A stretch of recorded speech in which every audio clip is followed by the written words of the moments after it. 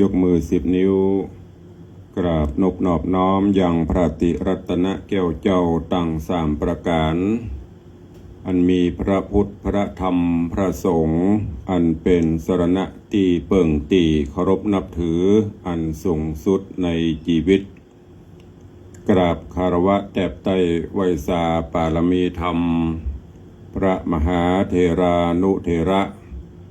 เจ้าคณะพระสังฆาธิการภิกขุสงฆ์สามเณรจุตนจุองค์โดยความเคารพเจริญสุขเจริญปอนญาติโยมศรัทธาสาธุชนพุทธบริษัทติ่นจองห้องวัดจุหนุ่มเท่าใจยิงก็ขอน้อมต้อนรับทุกท่านเข้าสู่รายการมรดกธรรมกำเมืองและสารธรรมกำเมืองต่างสถานีวิทยุกระจายเสียงพระพุทธศาสนาแห่งชาติและสังคมคลื่นเพื่อการศึกษาพระพุทธศาสนาและวัฒนธรรมคลื่นพระพุทธศาสนาและจริยธรรมส่งสัญญาณกระจายเสียงต่างสถานีวิทยุวัดฝ่ายหินตำบลสุเทพอำเภอเมืองเชียงใหม่จังหวัดเชียงใหม่ในระบบคลื่นความถี่ FM 104.50 เมกะเฮิรตซ์ในเมตตาปรมีของท่านเจ้าอาจารย์พระครูสมุวิสุวัตรวรกิจโจท่านผู้อำนวยการสถานีวิทยุคลื่นพระพุทธศาสนาและจริยธรรมในความอุปถัมภ์ของมูลนิธิพระบรมธาตุเจ้าดอยสุเทพในเมตตาพระครูวรลบนามวงพรหมท่านผู้อำนวยการสถานีเมตตาปรมีท่านเจ้าอาจารย์พระมหาประสิทธิ์ผู้ควบคุมเทคนิคการกระจายเสียง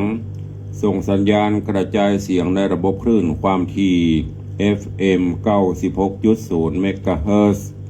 ตลอดจนสถานีวิทยุชุมชนต่างๆที่ได้เมตตาถวายเวลาให้กับรายการพร้อมกันนี้ยกมือ10 นิ้วกราบถวายการต้อนรับและเจริญปอนต้อนรับพระมหาเถระครูบาอาจารย์ท่านเจ้าภิกขุสงฆ์องค์สามเณร ตลอดจนสาธุชนญาติโยมทุกท่านที่ได้เข้ามาติดตามรับชม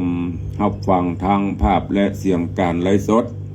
ทาง Facebook ไลฟ์ของวัดวังสิงห์คำ Facebook ไลฟ์ของธรรมะภาคเหนือ Facebook ไลฟ์ของธรรมะคลายเครียด Facebook ไลฟ์ของทีวีวัดฝ่ายหิน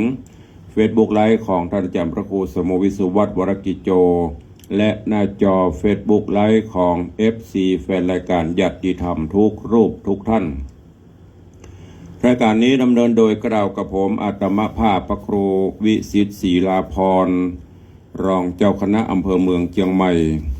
เจ้าอาวาสวัดวังสิงห์คำตำบลป่าแดดอำเภอเมืองจังหวัดเชียงใหม่เป็นผู้ดำเนินรายการ ประการวันนี้ก็เป็นวันหยุดสุดสัปดาห์เป็นวันแห่งความสุขของทุกท่านก็คือวันนี้เป็นวันแห่งความสุขเป็นวันแห่งความสมปรารถนาของทุกท่านบางท่านก็อาจจะตื่นจากที่หลับที่นอนแล้วบางท่านก็ปฏิบัติภารกิจแล้วหากแม้จะเดินทางไปแห่งหนตะบนใดก็ขอให้แคล้วคลาดปลอดภัยเนอะแม้จะดำเนินกิจธุรกิจใดๆก็ขอให้ได้สำเร็จผลสมดังมนุษย์ในไฟอ้างเหมือนกันทุกท่านตัวในช่วงนี้อากาศก็เริ่มจะแปรปรวนเนาะบางเจ้าก็จะหนาวบางวันก็จะร้อนบางวันก็ฝนตกอย่างช่วงก่อนก็ฟ้าฝนเทวดาทางฝนลงมาก็รู้สึกว่าสร้างความชุ่มเย็นชุ่มฉ่ำคือกับบ้านกับเมืองชะล้างสิ่งสกปรกชะล้างฝุ่นละอองต่างๆคือเบาบางลงไปแห่งวัน2 วันก็ลงไม่แห่งก็ถ้าจะเบาปีนี้ก็ถือว่าฝุ่นละอองมลภาวะทางอากาศก็อยู่ในเกณฑ์ที่พอใจได้นะก็ยังไม่แน่เตื้อเพราะว่ามีนากำลังมาอยู่ถ้าเมินไปหรือว่าลมฟ้าลมฝนลมเพลมพัดเอาจากทางอื่นเข้ามาก็อาจจะมีภาวะหรือว่ามีฝุ่นละอองตลอดจนลมฟ้าลมฝน ก็ติดตามพยากรณ์อากาศกันไปช่วงนี้อากาศแปรปรวนก็ระมัดระวังกันเพราะว่าจะเป็นบ้านจองที่ไหนมันบ่ค่อยมั่นคงถาวรก็ซ่อมแซมเหียกิ่งไม้ต้นตอกที่มันอยู่ใกล้ๆบ้านอาจจะเป็นอันตรายก็พยายามตัดรอนตั้งตกแต่งเด้อเพื่อความปลอดภัยของเฮาท่านทั้งหลายตัวและในช่วงนี้ก็จะเป็นช่วงกิจการงานบุญต่างๆประเพณีวัฒนธรรมอันดีงามของบ้านเมืองเฮาของล้านนาเฮาตัวว่าจะเป็นปอยหลวงบ่ว่าจะเป็นปอยล้อเนาะช่วงนี้ก็นักปีนี้ก็รู้สึกว่าจะหนาแน่นเนอะก็ร่วมบุญร่วมกุศลด้วยกันตามที่โอกาสเวลาจะเอื้อเจริญพรต้อนรับเนอะคุณโยมสรินทิพย์บุญเลิศน้อมกราบไหว้สาเจ้าสาธุเจริญพรต้อนรับคุณโยมทองคำที่วงคำน้อมกราบไหว้สาเจ้าสาธุเจริญพรคุณโยมสุปราณีรูมากำลังเข้ามาเนาะเจริญพรเนอะแล้วก็เจริญพรต้อนรับโยมปีชิชบาโยมปีชิชบาตื่นได้แล้วเนอะแสนสบายที่ไหนจะเท่าสมพร ขอบคุณเนอะกับโยมปีชิชบาแต่ว่าได้ส่งอย่างก็รูปภาพของโปรดแล้วก็วันนี้จะนำเข้ามามอบถวายตัวเองก็ขอบพระคุณล่วงหน้าตัวเนอะก็เบื่อเสียเวลาเนาะ วันนี้ก็นำเอาสาระข้อคิดดีๆเรื่องราวดีๆมาฝากฟังเป็นข้อคิดเตือนจิตเตือนใจให้กับญาติโยมสาธุชนทั้งหลายสาธุชนทุกท่านเราเกิดมาพบพระพุทธศาสนาองค์พระผู้มีพระภาคเจ้าพระองค์ก็ได้ชี้แนะชี้นำตักเตือนเฮาเจ้าข้าทั้งหลายอย่าได้ประมาทในชีวิตในความเป็นอยู่เนอะเร่งรีบบำเพ็ญบุญกุศลสั่งสมบุญเอาไว้อย่างที่เพิ่นได้กล่าวนักปราชญ์ราชบัณฑิตครูบาอาจารย์มีพระพุทธเจ้าเป็นต้นได้กล่าวว่าสุโขปุญญัสสะอุจจโยการสั่งสมซึ่งบุญกุศลนำความสุขมาให้สุขกายสุขใจต่างๆพระพุทธเจ้าได้ตรัสไว้ว่าการที่เฮาเจ้าข้าท่านทั้งหลายได้เกิดมานี้เป็นบุญเป็นกุศลเป็นมงคลจริงการที่เฮาเกิดมานี้จะได้มาพบสมณะจะได้มาพบพระสงฆ์องค์ข้าเจ้าอันนี้ก็เป็นมงคลแก่ชีวิตได้มาฟังน้ำฟังธรรมตื่นมาก็ดีก่อนนอนก็ดี ได้มีโอกาสฟังน้ำฟังธรรมประพฤติวัดปฏิบัติธรรมพระเจ้าพระสงฆ์องค์เนรนำธรรมะมาเผยแพร่มาชี้แจงก็เป็นมงคลคำว่ามงคลนั้นแปลว่าเหตุแห่งความเจริญรุ่งเรืองก้าวหน้าแปลว่าความสดใสในชีวิตพระผู้มีพระภาคเจ้าได้ตรัสถึงความยาก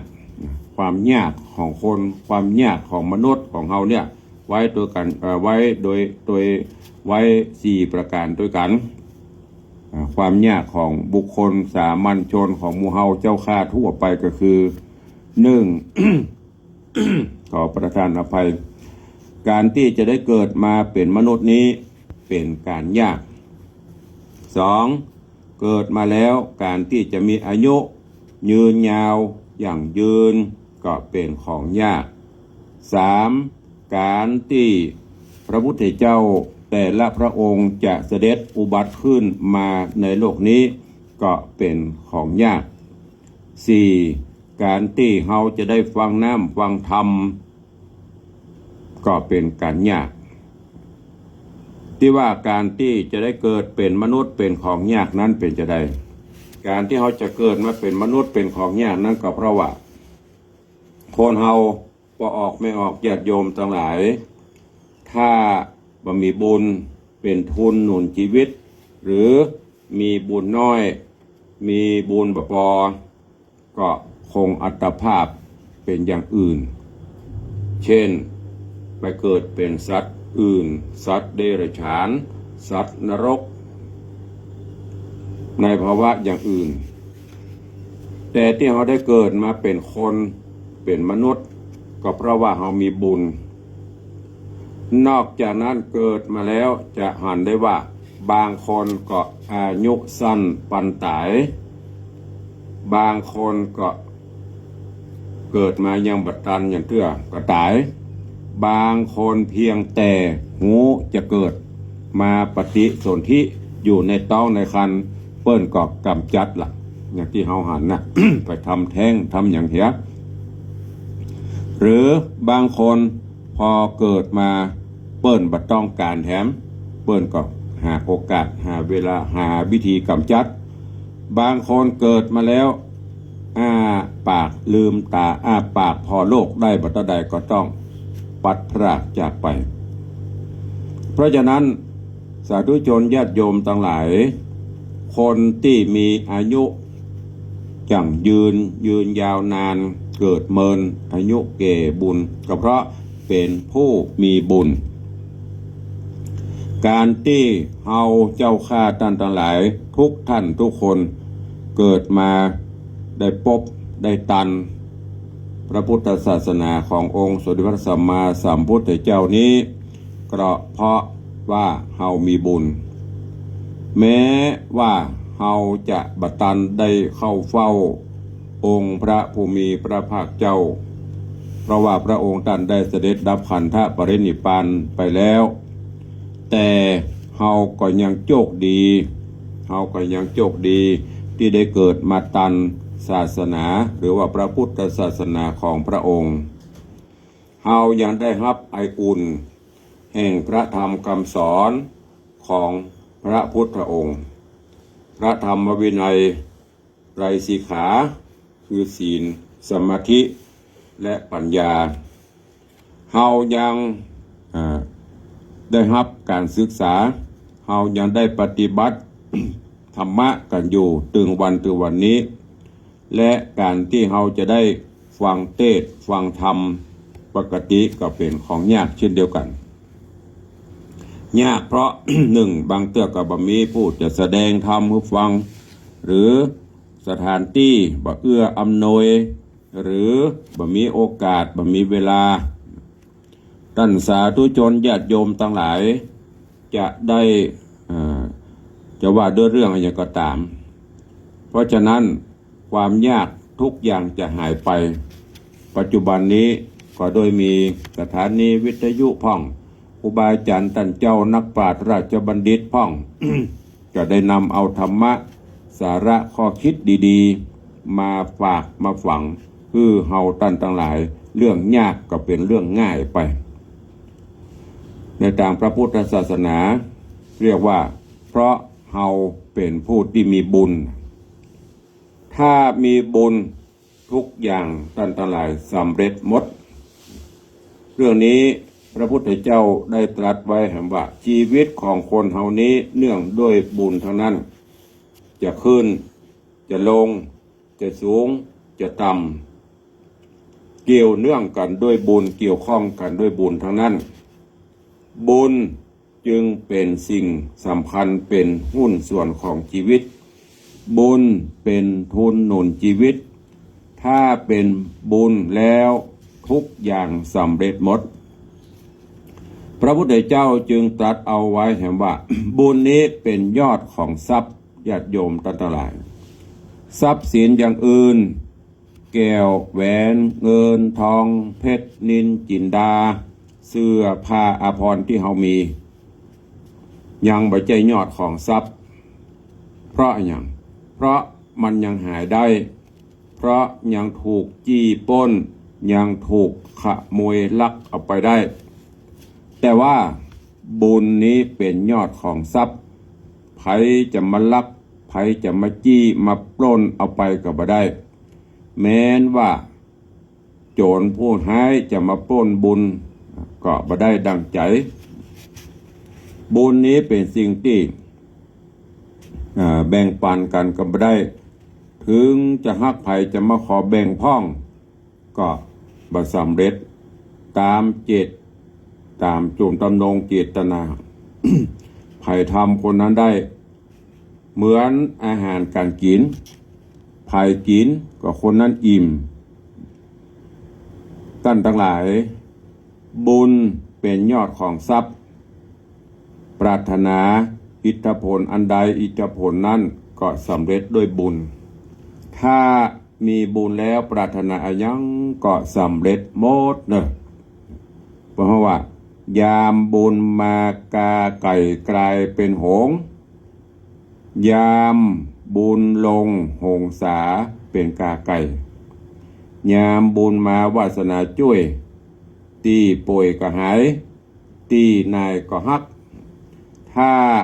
บุญบ่มาวาสนาบ่ช่วยตีป่วยก็นัก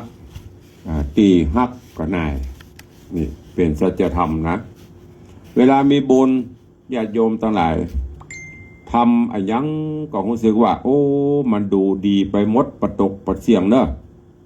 ยามมีบุญไผ่ก็วิ่งไผ่ก็ล่นมาเป็นข้าไผ่ก็ล่นมาหาคือเบิ่งประเดชพระคุณได้ใจได้สวยมาเฝ้าปอยสอพรทุกเจ้าทุกคำแต่พอยามเฮาเพียงพร้ำยามที่เฮาหมดบุญปานับหมดวาสนาผู้คนทั้งหลายก็จะปากันกระนำซ้ำซ้อนเปรียบเสมือนดังราชสีห์ปีกหักอันเนี้ยที่เปิ้นบอกเปิ้นกวีนิรนามท่านหนึ่งได้ประพันธ์เปรียบเทียบเอาไว้ฟังแล้วก็น่าคิดนะที่เปิ้นเปรียบไว้ว่าเมื่อมั่งมีมากมายมิตรหมายมองเมื่อมัวหมองมิตรมองเหมือนหมูหมาเมื่อไม่มีมิตรหมดไม่มองมาเมื่อหมดโมยแม้หมูหมาไม่มามองบางท่านอาจจะเจอละ บางท่านก็กำลังจะเจอหรือบางพ่อก็จะเจอในครั้งต่อไปเพราะฉะนั้นหันได้ว่ายามที่เฮาท่านทั้งหลายมีบุญกับยามที่บ่มีบุญนั้นมันแตกต่างกันโดยสิ้นเชิงท่านสาธุชนญาติโยมทั้งหลายบุญจึงเป็นหุ้นส่วนที่สำคัญของชีวิตบุญเป็นกัลยาณมิตรบุญที่บุคคลใดกระทำไว้โดยตนเองก็จะเป็นกัลยาณมิตรตามติดส่งเสริมสนับสนุนให้ได้อยู่เย็นเป็นสุขสุขใจสุขกายทั้งในโลกนี้และโลกหน้าไม่ใช่เฉพาะในโลกนี้แต่อันเนอร์พอออกไม่ออกสถานบุญทั้งหลายไม่ใช่แต่ปัจจุบันแต่บุญนี้ส่งยุถึงอนาคตการตัวบุญนี้เปรียบเสมือนเงาที่เฝ้าติดตามตนตัวเราไปทุกสถาน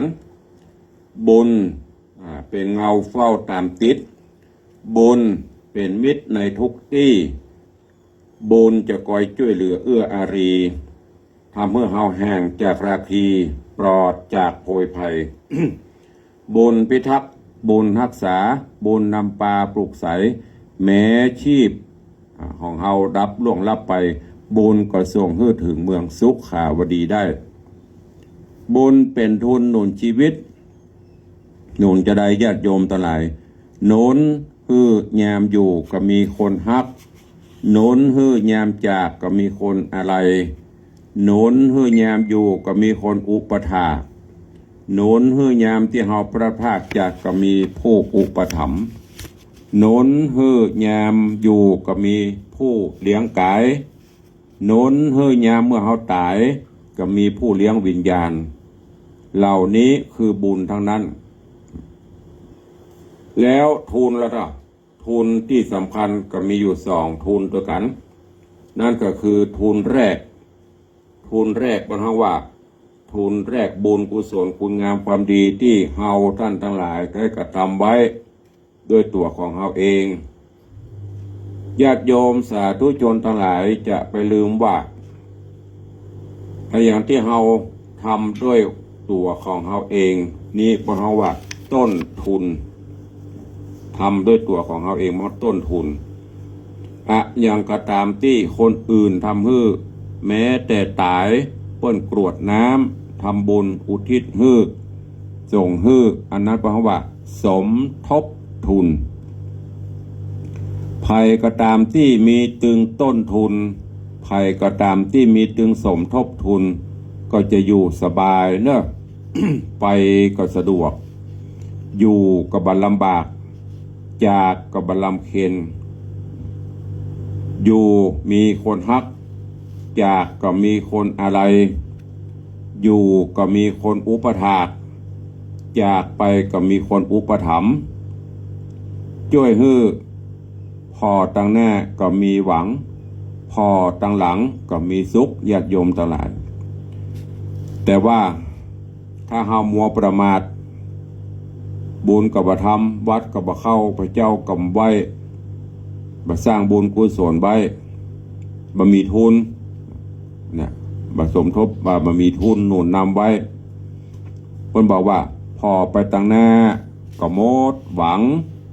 พอไปตั้งหลังก็มีแต่ความทุกข์คนมีทุนหนุนชีวิตแล้วพระพุทธเจ้าตรัสว่าบันเทิงเริงใจทั้งในโลกนี้และก็ในโลกหน้าทุนถึงสองนี้ญาติโยมทั้งหลายต้นทุนสำคัญที่สุดต้นทุนเหมือนอย่างเฮาฝากธนาคารน่ะเป็นของเฮาหมดถ้าเฮาบ่ฝากก็เป็นเจ้าของเฮาต้นทุนสำคัญที่สุดสำคัญกว่าสมทบทุนเนอะเพราะว่าต้นทุนเฮาสร้างเฮาทำโดยตัวของเฮาเองเมื่อมีต้นทุนแล้วแม้ว่าไผจะบ่สมทบทุนฮื้อก็บ่ต้องห่วงบ่เป็นหยังเหมือนอย่างเฮาฝากธนาคารอย่างที่ได้บอกไปฝากเท่าใดก็เป็นของเฮาถ้าเฮาบ่มอบอำนาจเฮาบ่เซ็นให้ไผก็ตึงเบิกบ่ได้พร้อมที่จะเบิกมาใจก็มีแต่เฮาคนเดียวฝากไว้สร้างไว้ทีละเล็กละน้อยบุญก็เหมือนกันสร้างไว้กำน้อยไปมันก็เติมขึ้นเพิ่มขึ้นแต่ว่าถ้าเฮาบ่สร้างเฮาบ่ทำบ่มีต้นทุนจะไปรอให้คนอื่นสมทบทุนเกิดเขาบ่ทำหรอเกิดเขาบ่สมทบทุนฮื้อหรอจะเนี่ยจะได้ เหมือนอย่างที่ได้บอกไปมีชีวิตอยู่บุญก็บ่ทำวัดก็บ่เข้าพระเจ้าก็บ่ไหว้เปิ้นกินตานก็บ่เนี่ยบ่ทำอย่างสักอย่างรอวัดตายแล้วลูกหลานตานเต้าจะกินจะตานฮื้อตาน3 วัน7 วัน50 วัน100 วันถึงปีจากนั้นไปก็หายแซ่บนะถ้าเฮาบ่ทำไว้เหมือนเฮาบ่มีสตางค์ในกระเป๋าเฮามีต้นทุนจะเดินทางไกลจะกินอะไรหยังไปได้ทุกเมื่อพกบัตร ATM พกบัตรเครดิตไปฮะแต่ถ้าพกบ่ได้มันมีสตางค์ก็ใช้บ่ได้นะหรือเฮามีข้าวปลาอาหารข้าวน้ำอยู่ในครัวอยู่ในห้องครัวในห้องครัวเนี่ยหิวเมื่อใดใครอยากเมื่อใดกินได้ตลอดแต่ถ้ารอถึงเวลาแล้วถึงเวลาไปเสาะพอมีสักอย่างเฮาบ่ได้สะสมเฮาบ่ได้เก็บไว้จะไปกินอะไรอย่างละแม้ แต่ว่าถ้ารอถึงเวลาแล้วก็เอาถึงเวลาแล้วก็ทำนี่นะถ้าเปิ้นมาเปิ้นบ่ส่งเปิ้นมีหยังเฮาก็อดเพราะฉะนั้นญาติโยมท่านสาธุชนทั้งหลายต้นทุนจึงสำคัญที่สุดทำไปแล้วสบายใจจะไปรอจนตายแล้วก็ฮื้อลูกฮื้อหลานมากินกินตานหาฮื้ออวดน้ำฮื้ออันเนี้ยเป็นความหวังลมๆแรงๆสู้เฮาทำเองกรวดน้ำเองอย่างที่พระพุทธเจ้าตอนเป็นโพธิสัตว์มาพญามารมาจะลุกลานพระแม่ธรณีบีบมวยผมน้ำหยาดหมายตามที่หยาดไว้น่ะกลายเป็นมหาสมุทรเนี่ยสบายเลย ถ้าคิดอย่างนี้รอแบบประมาทหากว่าลูกเต้าก็ลืมบุญลืมกุลคนใกล้ชิดก็ลืมบุญลืมกุลบ่กินบ่ทานบ่หยาดน้ำมหาโลกจะไปเฝ้ารอภายหลังแต่ถ้าลูกหลานดีก็มีปัญหาลูกหลานเป็นผู้มีความกตัญญูกตเวทิตาธรรมหูบุญหูกุลกินทานเฮาทุกเมื่อเจ้าวันอันนี้ก็มีปัญหาทุกอย่างก็ดีแต่ถ้ามีต้นทุนของเฮาละลูกหลานจะเป็นจะได้ก็จ้างเขาเถอะบ่ส่งกินส่งทานบ่ทำบุญมาให้เฮาก็มีความสุขอยู่เพราะว่าอยู่สุขเย็นใจทั้งในโลกนี้และโลกหน้าอันนี้ญาติโยมท่านทั้งหลายก็จึงฝากให้นำไปคิดพิจารณาเอารวมความว่าชีวิตเฮาเจ้าข้าทั้งหลายเกี่ยวเนื่องกันด้วยบุญทั้งนั้นบุญแล้วที่เฮาได้เกิดมาเป็นคน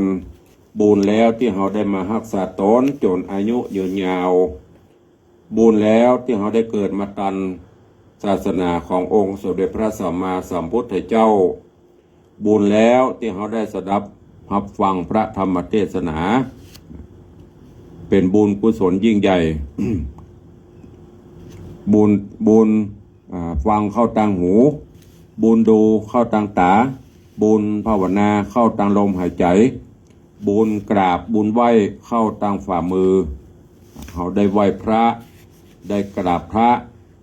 เป็นบุญเป็นกุศลเป็นมงคล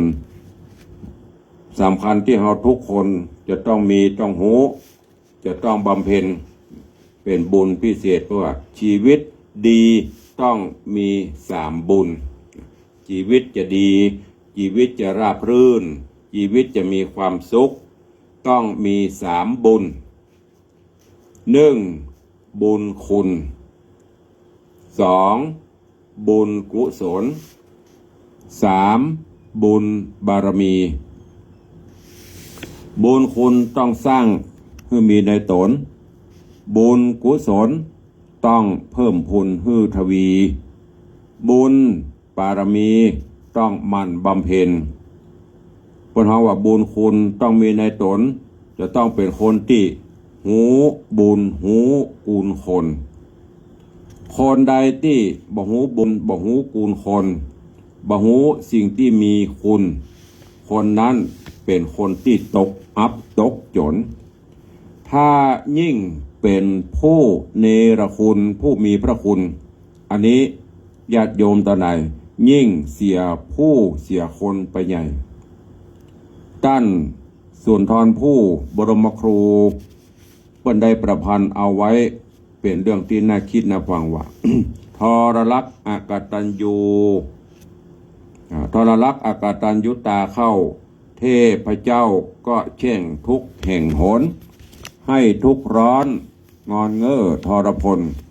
พระเวทมนต์เสื่อมคลายทำลายยศ คนอกตัญญูบุหูบุญบุหูกุลนี่บ่มีความก้าวหน้าเนอะดังที่เฮาหันตลอดละแล้วก็หูเสมอ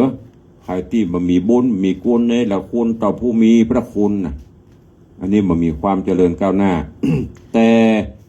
คนที่กตัญญูหูกุลคนโบราณเพิ่นถึงบอกว่าตกน้ำบ่ไหลตกไฟบ่ไหม้คือง่ายๆชีวิตมันมีกวัฏตกต่ำหรืออาจจะมีบางช่วงมันตกต่ำแต่ก็จะมีคนที่จะมาคอยชุดคอยดึงเพื่อพ้นจากความตกต่ำนั้นอันที่สงกตัญญูเพิ่นจึงบอกไว้ว่า ปืนยิงบ่ออกหอกแทงบ่เข้าเทพพระเจ้ารักษาพระราชาก็โปรดปรานกตัญญูหูคุณท่านสำคัญนักนี่เป็นหลักคนดีมีครบถ้วนตอบแทนท่านให้งามตามสมควรคนดีล้วนใจมั่นกตัญญูถามว่าอันอย่างที่คนเราจะต้องกตัญญูพ่องก็ออกไม่ออกศรัทธาญาติโยมทั้งหลายก็ตอบว่าสิ่งที่เราท่านทั้งหลายจะต้องกตัญญูนั้นก็คือ1 ถิ่นที่อยู่ถิ่นที่เคยอยู่อาศัยบ้านจองกาวัดวาอารามกาที่ไหนก็ตามที่สถานที่ทำการทำงานที่เขาเคยอยู่ต้องกตัญญูอยู่วัดจะลืมคุณวัดอยู่บ้านก็จะลืมบุญคุณบ้านไปที่ไหนก็จังถือว่าสถานที่ที่เขาเคยอยู่แม้จะไปพำนักไปนอนได้กินอาหารได้ฉันอาหารสักขับสักมื้อได้อยู่ชั่วมื้อชั่วคืนก็ถือว่าเป็นที่เคยไปอยู่สองอู่ที่เคยนอนก็หมายถึงบ้านจองหอเฮือนที่เขาเคยได้รับได้นอนได้อยู่สามหมอนที่เคยหนุนสี่พระคุณที่เคยเปิ้งได้เคยได้เปิ้งได้พิงได้กตัญญูก็คือระลึกถึงความดีที่บุคคลเหล่านั้นที่เปิ้นมีแก่ตนเริ่มต้นตั้งแต่พ่อแม่ครูบาอาจารย์นึกจะได้จึงจะหันกตัญญูก็ได้แก่คนจะเป็นกตัญญูต้องนึกได้4 ขั้นนึกถึงความฮักความเมตตาที่ท่านเคยมีอยู่สมมติว่าเป็นพ่อเป็นแม่ป้าอุ้ยแม่หม่อนปู่ย่าตายายรวมถึงคนอื่นตัวเองนึกถึงความฮักความเมตตาที่เปิ้นเคยมีนึกถึงคุณงามความดีที่ท่านเคยกระทำที่เคยยื่นปั่นนึกถึงคุณธรรมที่ท่านได้เคยบำเพ็ญนึกถึงความร่มเย็นที่เปิ้นเคยมอบเคยประทานแก่เฮานึกได้อย่างนี้เป็นกตัญญูเพราะฉะนั้นท่านทั้งหลายคนที่กตัญญูแล้วจะลบหลู่ภัยบ่เป็นคนที่กตัญญูเนี่ยบ่คิดจะลบหลู่บุญคุณภัยมีแต่จะยกย่องมีแต่จะเชิดชูปูจาคารวะเกียรติซึ่งกันและกันประการที่สองบุญกุศลต้องเพิ่มพูนทวีเพราะเป็นทุนหนุนชีวิตดังกล่าวเช่นทานรักษาศีลเจริญภาวนาที่ท่านเคยบำเพ็ญกันอยู่เป็นประจำ3บุญบารมีต้องหมั่นบำเพ็ญก็คือทำต่อเนื่องสร้างกุศลผลบุญต่อเนื่องไปถึงแม้นปัจจุบันนี้จะมีข่าวสารบงการอะไรอย่างต่างๆเกิดขึ้นก็ตามนั่นถือว่าเป็นเรื่องเฉพาะตัวพุทธเจ้าว่าเรื่องของกรรมใครกระทำดีก็ฮับไปว่าจะเป็นตุเจ้าพระนายว่าจะเป็นข้าราชการทหารตำรวจเป็นวงการใดๆก็ตามที่มันเป็นข่าวนั้นเป็นเรื่องของกรรมกฎหมายก็จัดกฎหมายทั้งโลกก็จัดการไปกฎหมายทั้งธรรมก็เป็นกรรมเป็นเวรไปเฮาก็สร้างบุญบารมีหมั่นบำเพ็ญของเฮาไปเรื่อยๆจะไปเอาสิ่งเหล่านั้นอย่างบางคนหันข่าวอย่างเกิดขึ้นโอ้บ่อยากทำแล้วบุญกุศลเฮาทำก็เฮาได้กินข้าวนั่นน่ะเฮากินก็เฮากินอิ่มไม่ใช่ว่าหันอีนี้แกนข้าวตายกูบักให้กินแล้วให้เข้าอีกเฮาก็ตายอย่างเปิดนั่นแหละหันอีนี้เป็นนั่นกูบอกให้กินอันนี้นะมันเป็นเรื่องของถอยของมันบุญบารมีเขาต้องมันสร้างมันทำต่อเนื่อง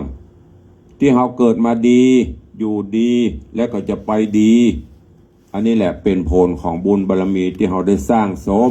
สร้างแต่อดีตเป็นทุนหนุนปัจจุบันเฮาเกิดมาดีก็เพราะเฮามีบุญเฮาอยู่ดีก็เพราะเฮาทำชีวิตของเฮาให้มีกุลแล้วเฮาจะจากไปดีก็เพราะเฮามีต้นทุนเกิดเป็นคนต้องสร้างตนให้มีดีเกิดมาทั้งทีต้องสร้างดีให้ติดตนแล้วจะเป็นบุคคลคุณภาพยามที่ยามอยู่ก็มีคนฮักยามจากก็จะมีคนอะไรท่านทั้งหลายลองสังเกตพอคนที่บ่มีบุญบ่มีคุณภาพอยู่เพิ่นก็นักใจ จากไปเปิ้นก็โล่งอกแสดงว่าบ่มีก้าบ่มีความหมายในสายตาของเจ้าโลก จึงสรุปว่าบุญต้องรีบทำกุศลกรรมต้องรีบสร้างอันนี้ฝากไว้กับสาธุชนญาติโยมทั้งหลายเนอะนำไปคิดพิจารณาปีใหม่ 2568 ย่างเข้ามาได้2 เดือนละเข้าสู่เดือนที่3ละยังปรับตัวตันยังแก้ไขตันหมั่นสร้างบุญบารมีสร้างกุศลคุณงามความดีไว้คือนักเพราะอย่างที่ได้กล่าวแต่ต้นบุญเฮาสร้างตะใดก็เป็นของเฮาเป็นความดีที่เฮาได้สร้างสมไว้แล้วก็มีความกตัญญูกตเวทิตาต่อบุคคลผู้มีพระคุณสร้างบุญกุศลไว้ดังนั้นในวันนี้จึงขอนำธรรมะปกิณกะเล็กๆน้อยๆฝากฝังเป็นข้อคิดเตือนจิตเตือนใจกับสาธุชนญาติโยมทุกท่านลองนำไปคิดพิจารณาแล้วก็นำไปใช้ในการดำเนินชีวิตประจำวันเนอะ หากว่าเป็นของที่ดีที่งามลองคิดพิจารณาแล้วเอาไปปฏิบัติค่อยๆทำไปสร้างบารมีทำไปตามกุศลตามอัตภาพของเฮาก็จะทำให้ชีวิตความเป็นอยู่ของเฮานั้นเจริญการรุ่งเรืองประสบความสำเร็จมีสติมีสัมปชัญญะเตือนกายเตือนใจเตือนตนอยู่เสมอสร้างคุณงามความดีไปทำของเฮาไปคนอื่นจะเป็นจะได้จังเปิ้นบ่ต้องเอามาเป็นข้อคิด มองเอาแต่สิ่งที่ดีคนเฮาทุกคนมีตึงดีตึงหายเหรียญก็มี2 ด้านอย่างเพิ่นว่าด้านใดดีๆเฮาก็เอาด้านใดบ่ดีเฮาก็บ่ต้องเอามือของเฮาก็เหมือนกันมือ2 ข้างนี่มีตึงข้างดีข้างบ่ดีถ้ายกขึ้นไว้ก็เป็นบุญเป็นกุศลถ้ากำลูกวีไปตีเฮากันก็เป็นโทษเฮาก็เลือกเอาที่มันยกขึ้นไว้อ่อนน้อมทำตนไปสิ่งที่บ่ดีบ่ต้องเอามาไปหันตัวอย่างอย่างก็ตามเอาตัวอย่างที่มันดีๆอย่างที่หลวงพ่อพุทธทาสเพิ่นกล่าวไว้ว่าเขามีส่วนเลวบ้างช่างหัวเขาจงเลือกเอาส่วนที่ดีเขามีอยู่เป็นประโยชน์โลกไว้ช่างหน้าดูส่วนที่ชั่วอย่าไปรู้ของเขาเลยจะหาคนมีดีโดยส่วนเดียวอย่ามัวเที่ยวค้นหาสหายเอ๋ยเหมือนเที่ยวหาหนวดเต่าตายเป่าเลยฝึกให้เคยมองแต่ดีมีคุณจริงเนี่ยฝากไว้เป็นข้อคิดคนเฮานี่แปลกส่วนมากจะพอเอาจุดด้อยของเปิ้นที่มันบ่ดีเปิ้นขุดคุยอันที่ดีๆบ่เอาข่าวสารงานต่างๆก็จ้างเตอะพอออกไม่ออกญาติโยมทั้งหลายบอกว่าสื่อไหนใดๆอันดีๆนั้นบ่ค่อยมีไผเอามาเปิดเผยบ่ค่อยเอามาเปิดโปงบอกว่าจะเป็นพระเจ้าพระสงฆ์รูปดีๆตนดีๆสร้างบารมีธรรมบอกว่าจะเป็นคนบ้านคนข้าราชการทหารตำรวจที่เปิ้นสร้างคุณูปการคุณงามความดีนี่แม้แต่ลงสื่อ Facebook กันการถ่ายอาหารนะไหลแลบถ้าเป็นอันที่มันบ่ดีปอดเถาะติดตามทุกช็อตพอมดคอมเมนต์นี่อันเนี้ยมันก็เลยทำให้จิตเฮาขุ่นมัวมองเอาแต่สิ่งที่ดีๆอันบ่ดีก็ถือว่าเป็นเรื่องเป็นกรรมของเปิ้นก็รับกรรมของเปิ้นไปเพราะนั้นก็ฝากไว้เนอะสร้างเอาแต่เลือกเอาดีๆตัวอย่างที่มันดีๆที่เปิ้นปฏิบัติแล้วเปิ้นประสบความสำเร็จอันนั้นแหละขุดคุยเอามาเถอะเฮาก็เนี่ยอย่างเปิ้นแต่เฮายังบ่ได้ประสบความสำเร็จมันผิดพลาดที่ไหนจะได้ลองไปพอไปศึกษาโอ้ผมก็เนี่ยอย่างท่านข้าเจ้าก็เนี่ยอย่างปี้มันอย่างบ่สำเร็จมันผิดพลาดอะไรอย่าง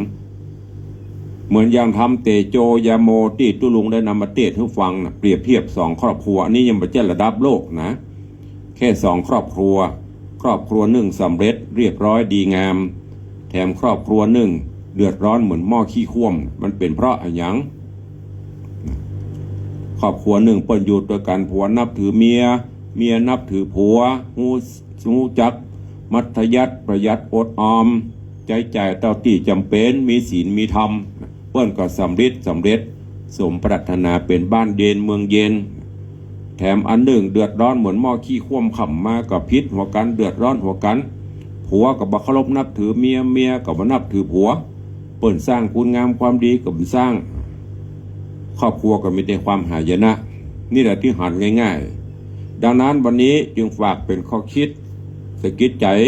นำไปใช้ในการดำเนินชีวิตประจำวันเนอะก็ฝากเป็นข้อคิดกับทุกท่านว่าแต่เพียงเท่านี้ด้วยเวลาจำกัดเหลือเวลาแถมน้อยเดียวก็จะหมดเวลาละก็จะได้ตักตายพี่น้องสถานบุญตั้งบ้านตั้งจองตั้งสถานีวิทยุเนอะใครฟังอยู่จะแจ้งผลการรับฟังเข้ามาก็เข้ามาได้0817836540 สามารถโทรศัพท์เข้ามาร่วมรายการวันนี้บอกว่าเพิ่น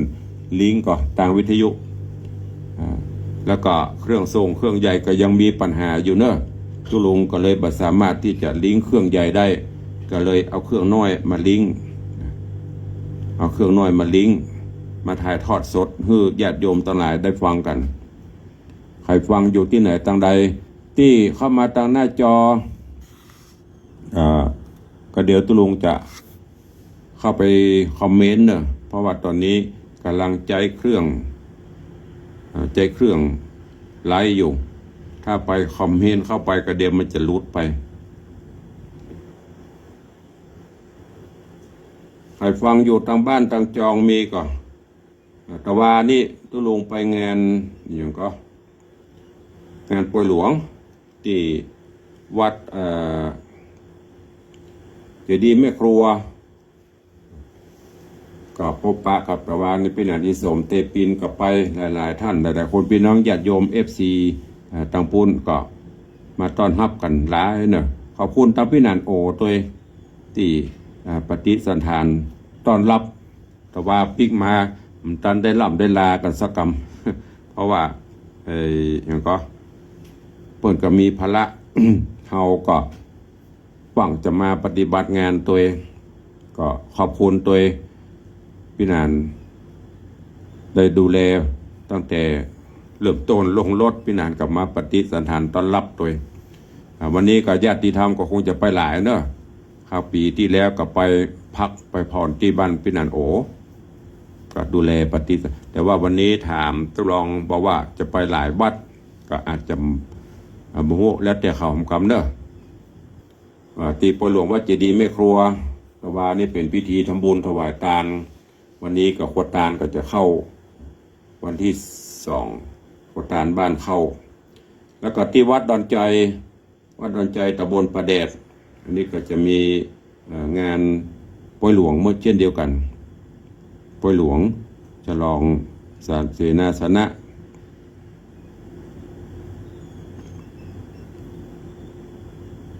งานปล่อยหลวงปล่อยล้ออย่างที่ลุงบอกเนอะสร้างบุญบารมีไปแล้วก็ในส่วนของวัดวังสิงคำตอนนี้ก็กุฏิสงฆ์โฮงหลวงเริ่มลงมือศาลาได้ลงรากลงฐานแต่ว่านี่ก็มัดเหล็กมัดคานคอดินจะเทคานฐานแรกแล้วก็ทำไปเรื่อยๆเนอะญาติโยมทั้งหลายในโอกาสครบรอบวันเกิดก็ดีครบรอบ100 วันครบรอบขวบปีน้อมรำลึกถึงผู้มีพระคุณค่อยกินค่อยตานก็น้อมเอิญเจิญจวนมาร่วมสร้างตานะบารมีธรรมแปลงกุฏิสงฆ์โฮงหลวงด้วยกันเนอะกุฏิสงฆ์โฮงหลวงที่วัดวังสิงคำก็จะใช้งบประมาณนักอยู่ ก็ค่อยเป็นไปเหมือนปลวกเนาะปลวกก็ค่อยสร้างหางไปวัดวาอารามก็อยู่ด้วยญาติโยมศรัทธาช่วยกันอนุเคราะห์สนับสนุน ใครจะเป็นเจ้าภาพปูนหินดินทรายซุ้มประตูหน้าต่างอะไรอย่างก็ติดต่อสอบถามแจ้งความจำนงได้แล้วก็เดือนมีนามาได้2 วันวันนี้ละปีเดือนหน้านี่ก็จะเมษาในช่วงของเดือนเมษา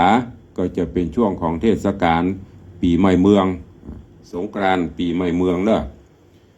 ในโอกาสปีใหม่เมืองก็เช่นเดียวกัน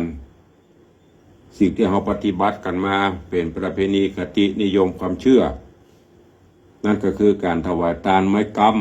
ำ ตัวแล้วก็การเจดีย์ทรายไม้กำสลีกำจกจะตากำบารมีธรรมได้ทำกันมาแต่ละปีซื้อกันมาเป็นปีเนอะปีนี้ก็เช่นเดียวกัน ก็บอกกล่าวแต่เนิ่นๆในการจัดสร้างจัดทำไม้กำหลวงไม้กำจะตาเสื่อมบารมีธรรมให้กับญาติโยมศรัทธาก็มีอีป่อยเมติเกยปูจาถามตุลุงปีนี้ไม้กำมีเหมือนเดิมก็จัดเหมือนเดิมก็ไม่ได้บังคับเนอะไม่ได้บังคับกฎเกณฑ์บีบเบนใดๆจุดแท้แต่จิตเจตนาศรัทธาปีแล้วเอาฮือศรัทธาปูจาไม้กำเป็นไม้กำที่ตกแต่งประณีตสวยงามเล่ม1 500 บาท500 บาทศรัทธาญาติโยมก็มาเป็นเจ้าภาพร่วมกันตามกุศลตามแรงจิตแรงใจที่จะมีปีที่แล้วนี่ก็100 กว่าเล่มที่ญาติโยมศรัทธา FC ทางวิทยุทาง Facebook ได้แจ้งความจำนงเข้ามาตุลุงก็ทำจริงพูดจริงนะเอาเตาที่เปิ้นสั่งมากับแปลงให้เปิ้นผู้เฒ่าผู้แก่ช่วยกันทำก็ไม่ใช่ว่าได้กำหงกำไฮทำไมก็ต้องไปหาซื้อมาตกมาแต่งมาแปลงฉลองศรัทธาที่เปิ้นมีเวลาไปเซาะเพราะนั้นก็เริ่มเพราะว่าเวลามันน้อยนะจะไปว่าเดือนหน้าก่อนนะเดือนหนึ่ง30 วัน 31 วันก็เหลือเวลาแหมประมาณ40เพื่อจะมาตกมาแต่งมาแปลงแหมเพราะไม่ได้ทำเพื่อเนอะทำเท่าที่ญาติโยมจับจองแจ้งเป็นเจ้าภาพมาตอนเพราะฉะนั้นปีนี้ใครจะตานไม่กำจะทำถวายเตดีไซน์ก็เตรียมตัวเตรียมกายไว้แต่เนิ่นๆแล้วก็แจ้งความประสงค์จำนงเข้ามาตีตุลุงได้ที่เบอร์โทรศัพท์0817836540ก็จะได้จดเอารายหมายเอาชื่อแล้วก็จะได้จารึกเขียนใส่บนไม้กำลงบนไม้กำดังที่เฮาได้ปฏิบัติกันมากุปีเนอะนำเรียนเจริญปอนแจ้งฮือกับญาติโยมศรัทธาญบุญทุกท่านที่มีความประสงค์จะตานไม้กำสลีกำโจกกำจะตาบารมีธรรมอันนี้ก็เป็นความเชื่อส่วนภัยบ่เชื่อก็บ่ต้องทำภัยบ่เชื่อก็บ่ต้องเนี้ย อันนี้คือคติตุลุงในวังเนอะอู้กันซื่อๆมีบิดผิวมีรับล้านกำใบอย่างถ้าเราบ่เชื่อแล้วมันต้องทำอย่างสักอย่างอะ ความเชื่อศรัทธาคือความเชื่อนะถ้าเราบ่เชื่อแล้วไปฝืนทำมันก็ไม่ได้ประโยชน์นะไปฟังกรรมบ้านเหนือบ้านใต้ได้รับสื่อสารอันนั้นก็บ่ดีอันนี้ก็ทำสิ่งใดก็ตามที่เราทำแล้วเราชื่นอกชื่นใจเรามีบุญบำพาเราสบายใจบ่เดือดร้อนตัวเก่าบ่เดือดร้อนคนอื่นบ่ได้ไปเอาสตางค์ไผมาทำอันนี้ก็ทำไปแต่ถ้าเนี้ยแล้วเดือดร้อนแม้แต่ตัวเก่าก็บ่ม่วนคนรอบข้างก็บ่ชอบพูดง่ายๆว่ามันบ่บาลานซ์กันก็มันต้องทำเนี่ยคือง่ายๆถ้าไปเอาจำจีลึกซึ้งเกินไปมันก้อยๆเป็นสเต็ปไปเพิ่นว่าเหมือนเฮาจะไปเสาะไม้ในป่าเอามาแปลงบ้านแปลงจ้องเอามาผ่ามาแตงนั่นน่ะเฮาก็บ่ฮู้ว่าไม้ต้นนั้นมันตอนในมันจะเป็นจะได้พ่องมันก็ต้องดูต้องพอตั้งแต่เปลือกตั้งแต่กระพี้เข้าไปต้นนี้เปลือกงามเปลือกดีกระพี้กับมีนักเป็นแกนนักก็เลือกเอาชั้นใดก็เหมือนเดียวกันประเพณีคติความเชื่อต่างๆมีมาแต่โบราณกาลไม่ได้มีสมัยเท่านี้ มีมาตั้งแต่2,000 กว่าปีละตั้งแต่โลกนี้ยังมีมันก็ก้อยๆเกิดขึ้นมาเป็นอย่างยุคเฮามองอียุคไปหน้าอนาคตการไปหน้าจะเป็นเช่นไรเฮายังบ่ฮู้เพราะฉะนั้นเฮามักจะได้ยินผู้เฒ่าผู้แก่หรือหมู่เฮาเจ้าข้าทั้งหลายนี่ก็เหมือนกันโอ้ข้าใครอยู่พอโลกนี้ไปเห็นสัก100 ปีเนาะจะหันความเปลี่ยนแปลงเป็นจะได้มันก็เหมือนอย่างเมื่อก่อนตามโกมนะ ใช้น้ำมันก๊าซแรกเริ่มเดิมทีเมื่อก่อนก็ใช้ใบหินเนาะใบหินมาสีไฟมาคัดมาสีเกิดประกายไฟขึ้นมาประเดี๋ยวนี้แก๊สใจจะแคบเปลี่ยนขึ้นไปแล้วตั้งหน้ามันจะเป็นได้บูเพราะฉะนั้นจะไปเอาดึกดำบรรพ์อันไหนดีก็มาปฏิบัติความคิดก็เหมือนกันจะไปเอาความคิดตัวเองเป็นใหญ่จะไปเอาอัตตาตัวตนเป็นใหญ่เอาธรรมาธิปไตยหลักธรรมคำสอนไม่ใช่ประชาธิปไตยตัวเก่ามันบ่เข้าหลักเกณฑ์ตัวเก่าบ่เข้าความเชื่อตัวเก่าเป็นสิ่งที่บ่ถูกต้องอันนี้ใช้ไปได้ต้องพอเพิ่นปฏิบัติจะได้ส่วนรวมเพิ่นเนี่ยจะได้